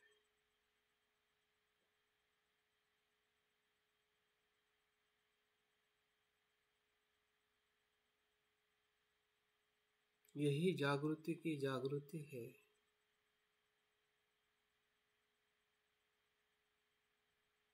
संसारिक मन को भी हम देख रहे हैं,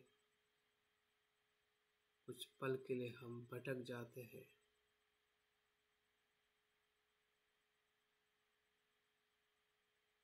और सांस पे फिर से वापस आ जाते हैं।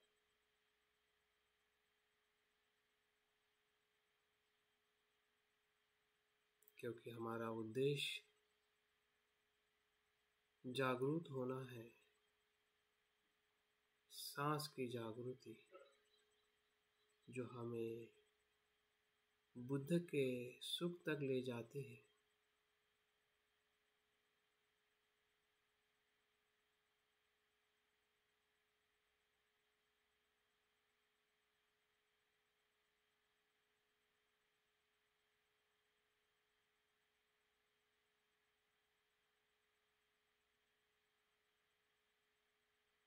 जितने सहजता से हम सांस को देख रहे हैं, इसका मतलब हम निरंतर सांस के उद्देश्य के साथ बने हैं। सांस ही सांस है, विचार में सांस है।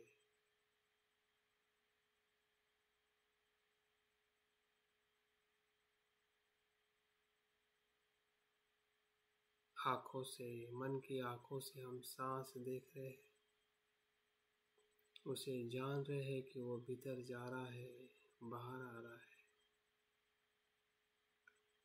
उसकी गति को महसूस कर रहे हैं, वो छोटा है या बड़ा है, लंबा है, आने वाला सांस, जाने वाला सांस। उसकी गति, उसके हर एक क्षण को महसूस कर रहे हैं।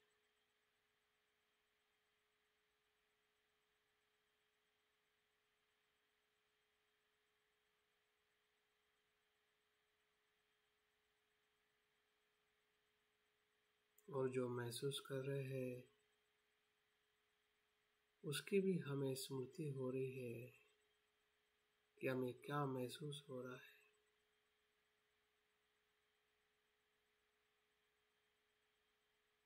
हर क्षण में एक नया अनुभव हो रहा है, जैसे कि पानी का प्रवाह निरंतर बहते जा रहा है।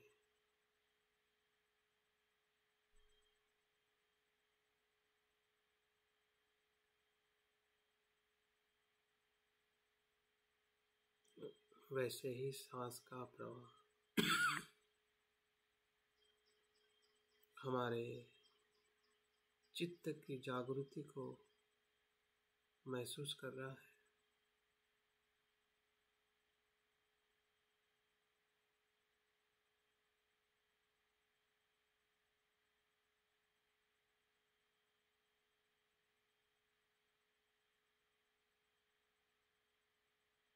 जिसमें कोई भटकाव नहीं है।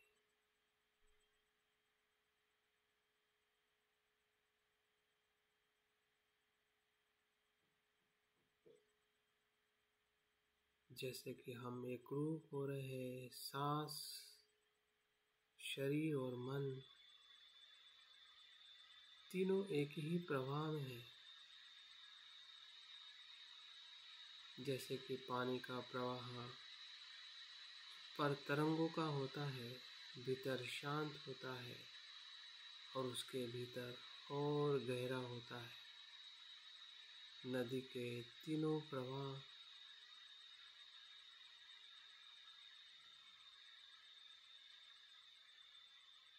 एक ही जगह से चलते जा रहे हैं।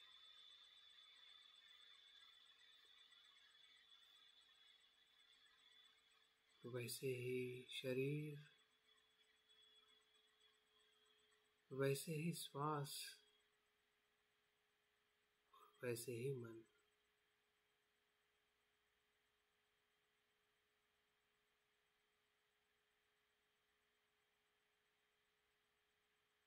कुछ भी भिन्न नहीं है।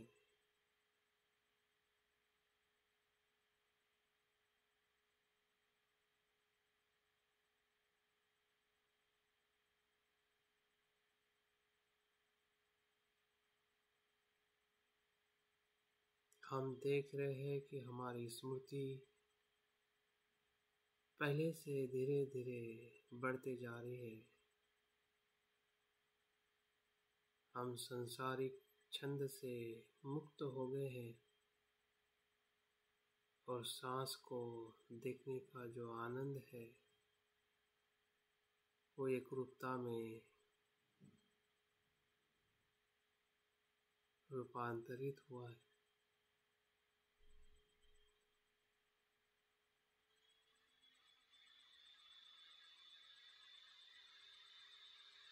ध्यान के दूसरे चरण में हमें प्रवेश करना है। इसी एकरूपता से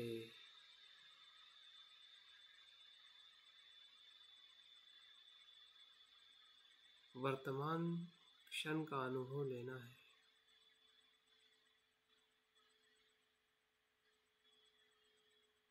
जो श्वास इस क्षण में आ रहा है वो वर्तमान में ही आ रहा है, वर्तमान में ही जा रहा है। उसका दूसरा कोई मार्ग नहीं है।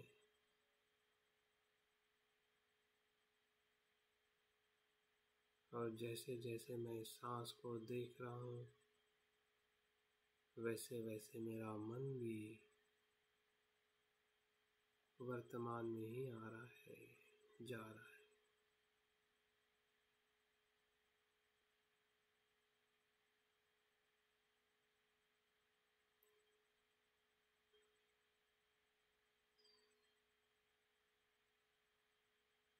भले वो वर्तमान का मन कुशल हो या कुशल,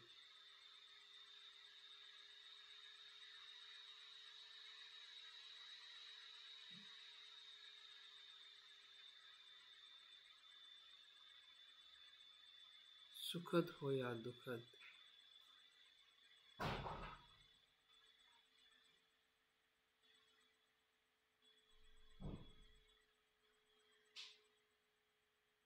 उसकी हमें जागृति हो रही है।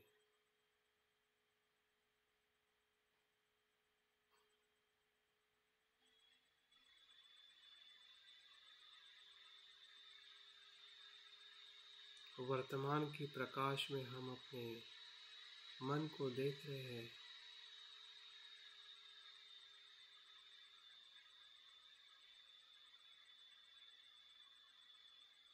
कि कुशल भी मन उत्पन्न हो रहा है और चले जा रहा है।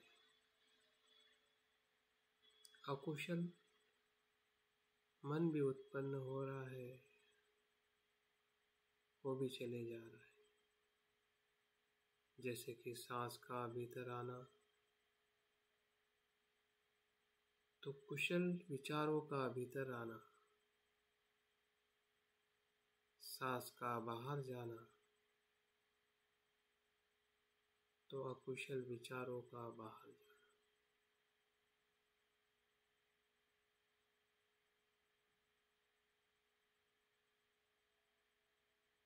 दोनों इसी क्षण में हो रहा है।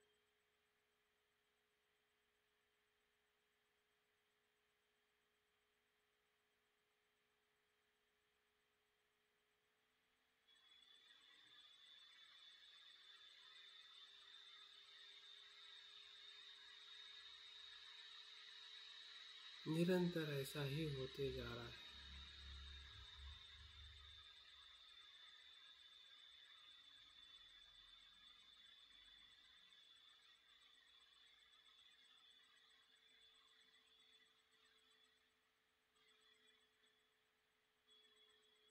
धीरे धीरे हमारा मन भूतकाल और भविष्य से छूटते जा रहा है और वर्तमान में स्थापित हो रहा है।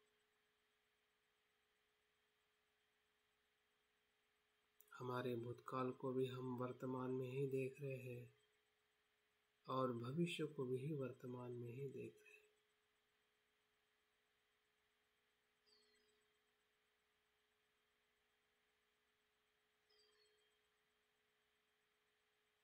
क्योंकि वर्तमान ही भविष्य बनता है और वर्तमान ही भूतकाल होता है। एक क्षण के बाद वर्तमान ही भूतकाल हो जाता है और आने वाला क्षण ही भविष्य कहलाता है।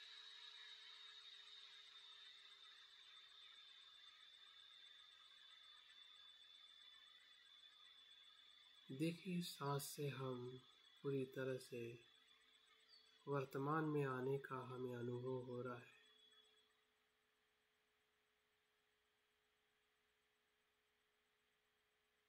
क्योंकि सांस हमेशा वर्तमान में ही उसका अस्तित्व है, उसका धर्म ही वर्तमान है। जिसका जैसा धर्म है उसी धर्म का अनुसरण करना ही जागृति है।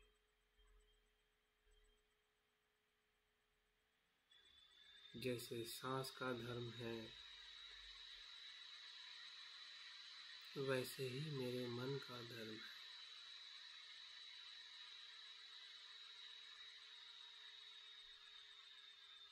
वर्तमान में सजग वही परम सुख है, आनंद है।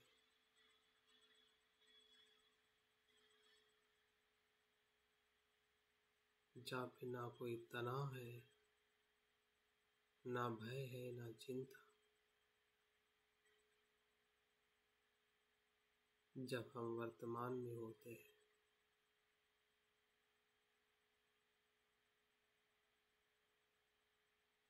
अगर नहीं होते हैं उसका भी हमें एहसास हो रहा है कि हम वर्तमान में नहीं है।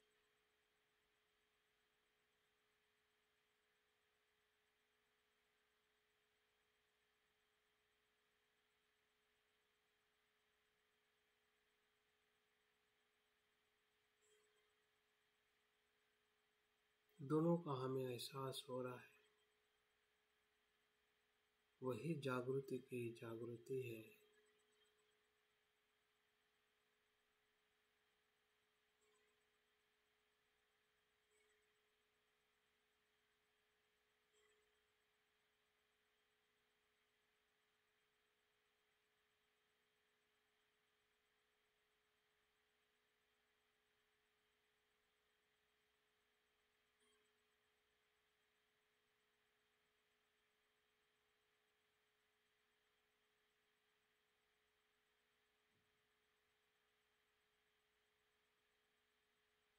धीरे धीरे सांस और सूक्ष्मता में हमें अनुभव हो रहा है।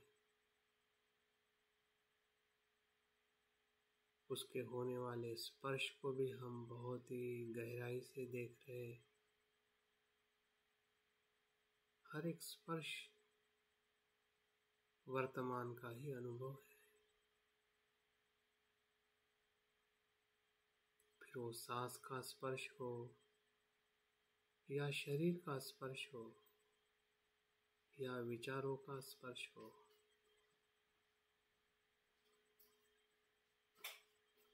या कोई कल्पनाओं का स्पर्श हो, सब कुछ वर्तमान में है।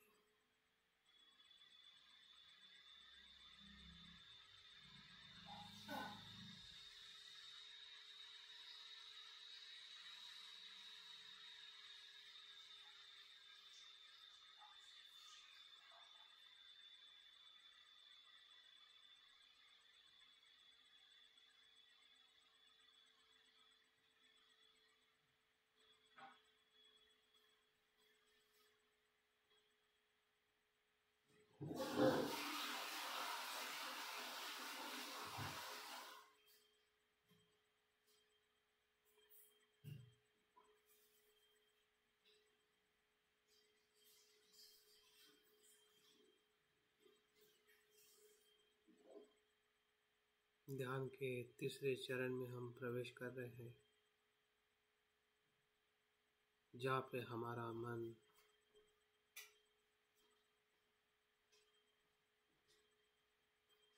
सभी पूर्वग्रह से मुक्त होने का अनुभव दे रहा है। जैसे स्पर्श हो रहा है, उस स्पर्श को हम और गहराई से देख रहे हैं। फिर वो ठंडा स्पर्श हो या गर्म, वो इसी क्षण का स्पर्श है, जिसे हम ठंडा कहते हैं या गर्म। उसकी वेदनाएं हैं, संवेदनाएं हैं। उस संवेदना के आधार पर पहचाने कि वो स्पर्श किसी पूर्व ग्रह से ना देखे तो वो ठंडा है या गर्म। वो इसी क्षण का, इसी पल का अनुभव है।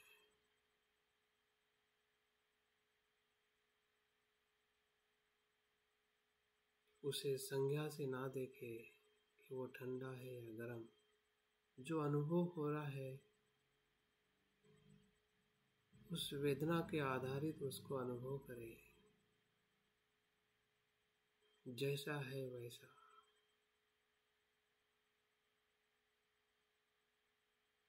पूर्व ग्रह से ना देखे,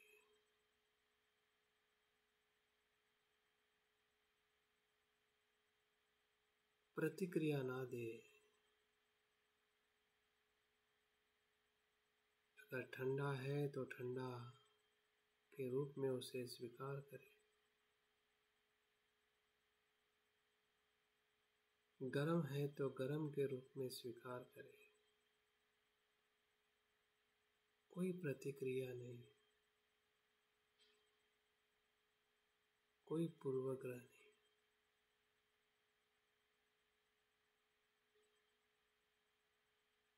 वैसे ही शरीर में उत्पन्न होने वाली वेदना को भी देखे, भले वो सुखद हो या दुखद। मन में आने वाले विचारों को भी देखे,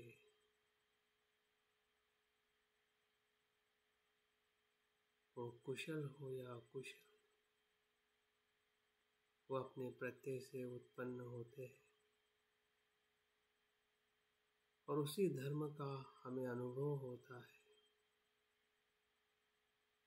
अगर वो शीतल है या कुशल है, गर्म है या अकुशल है,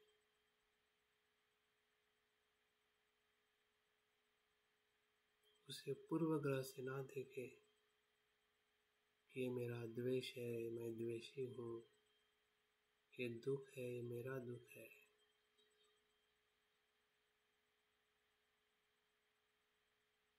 उसे संज्ञा में ना देके उसे जस्ट अनुभव करें।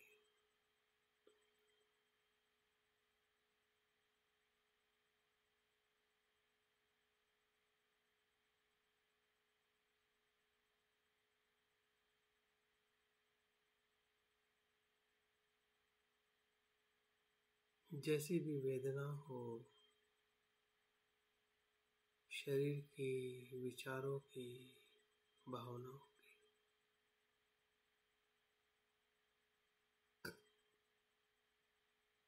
जो इस क्षण में उत्पन्न हो रही है, भले वो भूतकाल की भी हो सकती है, भविष्य की भी,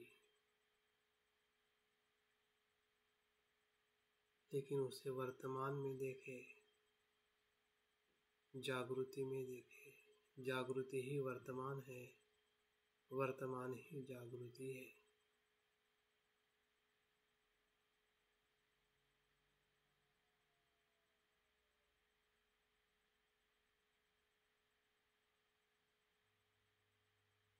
हमारे भीतर के जो भी अकुशल धर्म है, लोभ है, द्वेष है, अहंकार है, चिंता है, भय है,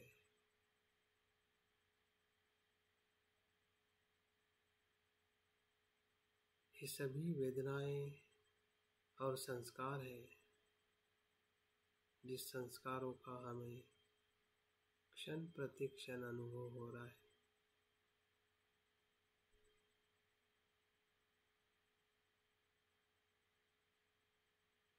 वैसे ही श्रद्धा है, मैत्री है, करुणा है,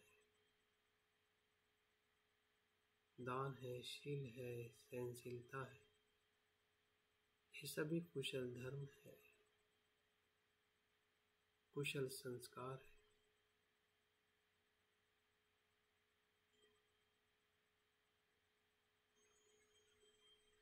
यही चित्त है, यही मन है,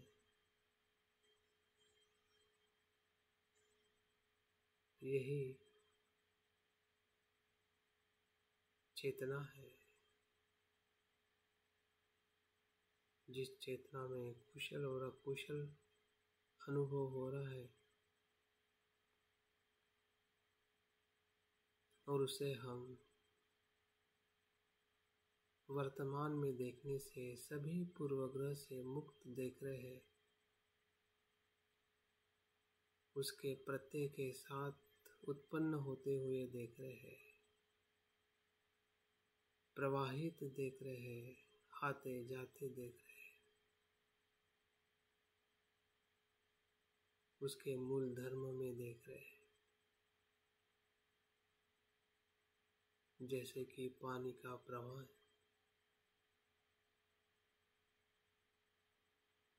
कुछ शुद्ध है, कुछ अशुद्ध है,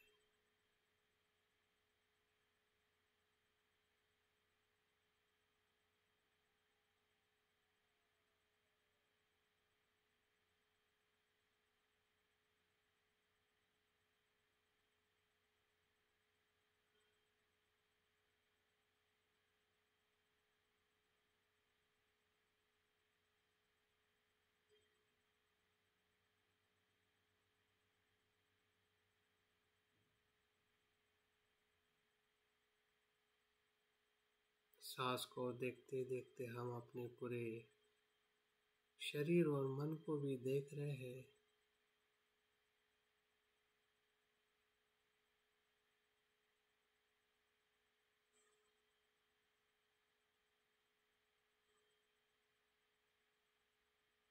जैसे सांस का धर्म है, वैसे ही शरीर और मन का।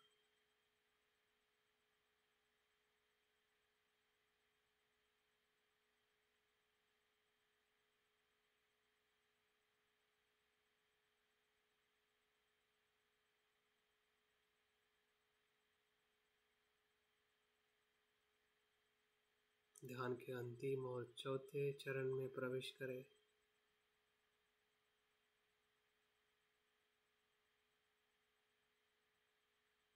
सत्यता का अनुभव।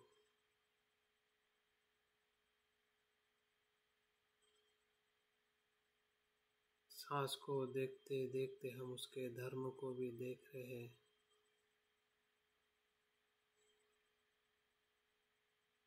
कि वो अनित्य है, अनात्मा है।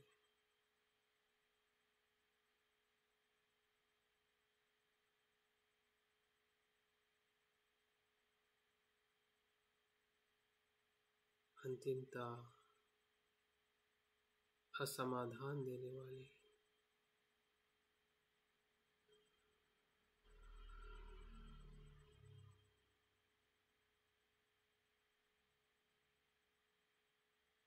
सांस हमें शरीर का सुख दे सकती है, मन का नहीं। वैसे ही हमारा सांसारिक शरीर और मन संपूर्ण सुख देने में असमर्थ है, क्योंकि वो अनित्य है और अनात्म है। इन तीनों धर्म का हमें पूरे अस्तित्व में अनुभव हो रहा है, रोम रोम में अनुभव हो रहा है, हर एक वेदनाओं में, हर एक विचारों में, कल्पनाओं में, भावनाओं में। इस पूरे पंच स्कंध में कहीं पर भी कोई भी तत्व नित्य भावी नहीं है, जो मेरी इच्छा से नियंत्रित हो सकता है या उसे मैं रोक सकता हूँ, जिससे मुझे नित्य सुख मिले। ऐसा कोई तत्व धर्म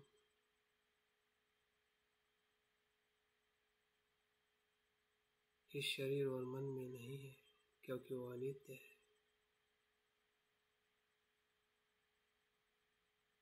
जैसे हम सांस के स्पर्श को देख रहे हैं, वो स्पर्श क्षण प्रति क्षण उत्पन्न हो रहा है और लय हो रहा है, वही उसका धर्म है।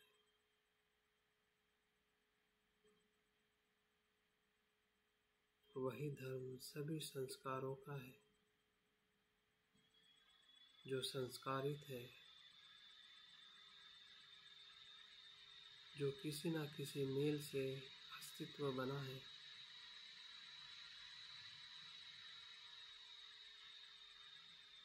जो संसारिक है, वो सभी अनित्य है, उत्पन्न होकर लय को प्राप्त होता है, क्योंकि वो अनात्म है।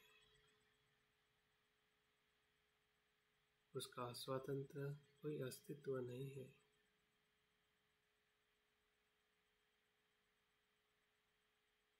इसलिए उसका अंतिम परिणाम दुख है, असमाधान है। इन तीनों लक्षणों का हमें अनुभव हो रहा है, जागृति हो रही है, सजगता हो रही है।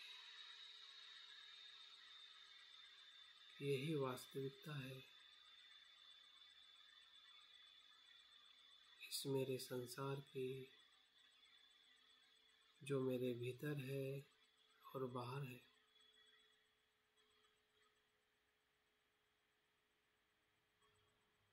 संसार में सभी जीवों की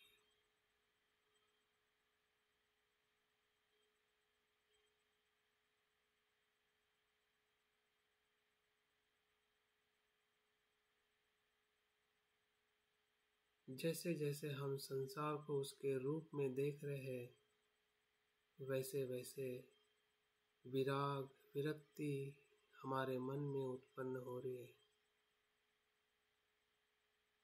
जैसे कि हम किसी आशा से कोई चीज करते हैं और वहाँ पे हमें निराशा हो जाती है, और वही निराशा हमें विराग की तरफ ले जाती है।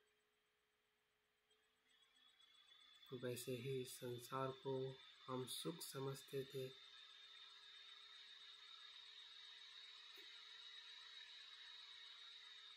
जिसका हम भोग करते आ रहे हैं जन्मों जन्मों से। यही सुख है, यही सुख है, यही सुख है।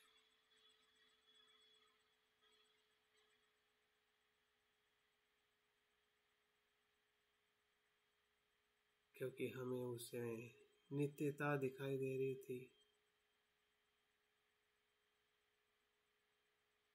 अभी हमें अनित्यता दिखाई दे रही है।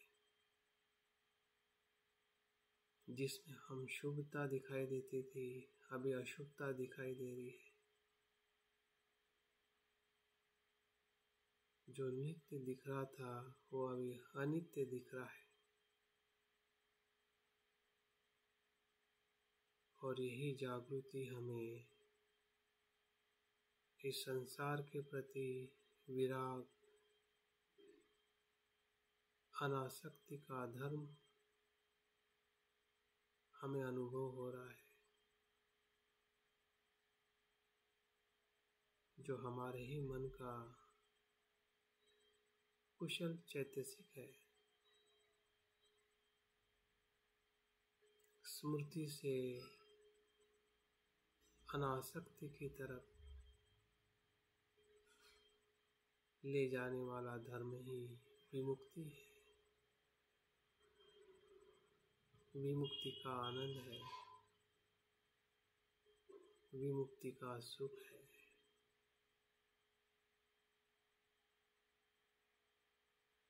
जो ध्यान का मार्ग है, जो प्रज्ञा को उत्पन्न करता है, वही ध्यान का मार्ग है।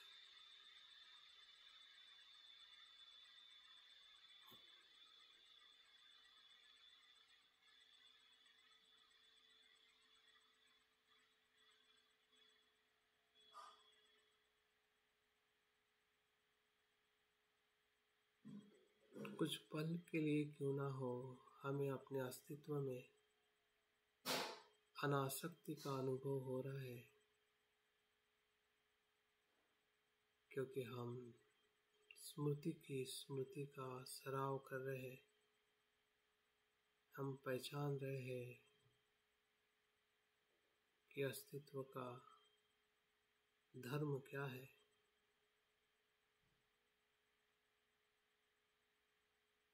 फिर वो सांस हो, शरीर हो या मन, भीतर हो या बाहर, मेरा हो या सभी का, सब कुछ अनासक्ति का धर्म है। उससे आसक्त रहना ये मेरी मूर्खता है, अज्ञान है, भ्रम है, मिथ्या धारणा है।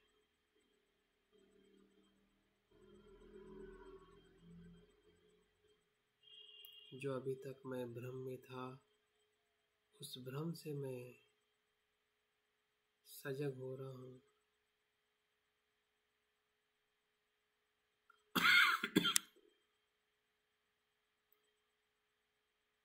और अस्तित्व को जैसा है वैसा देख पा रहा हूँ।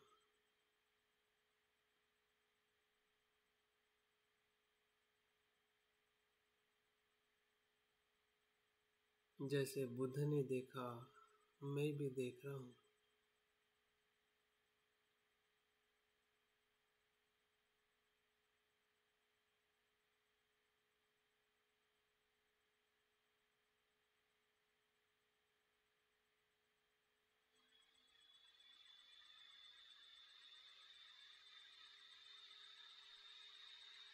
वही बुद्ध का अनुभव है जो हमें हो रहा है।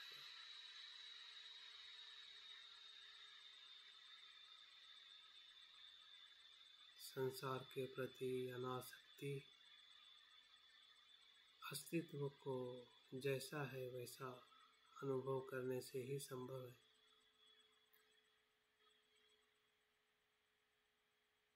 जिसका आधार स्मृति है, सजगता है, सजगता की सजगता है।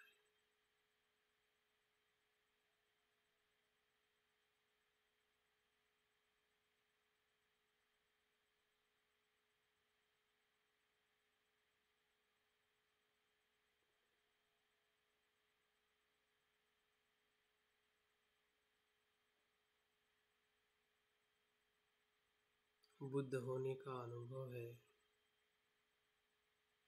ओम मुनि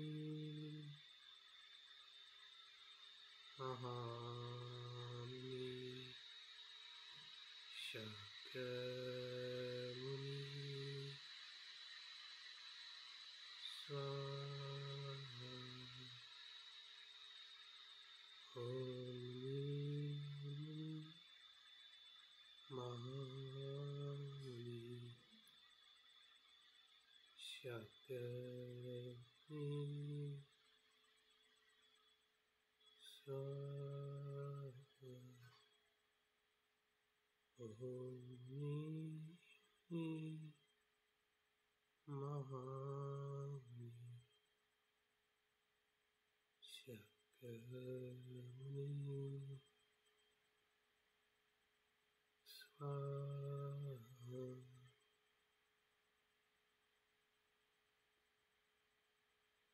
धीरे धीरे आंखें खोलते हुए आज के ध्यान का सराव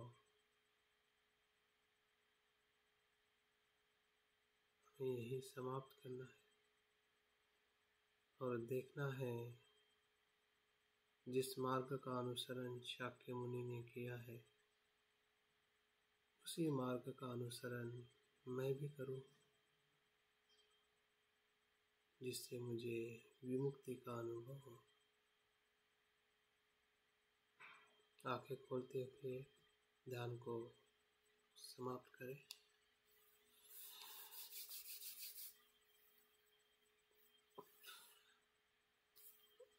बहुत बहुत साधुवाद। आज के ध्यान में बने रहने के लिए। काफ़ी लंबा ध्यान रहा है और रविवार होने के कारण हम समय इतना ले पाते हैं और आपने भी जो समय दिया है निश्चित ही इसका हमें लाभ मिलेगा। Thank you very much.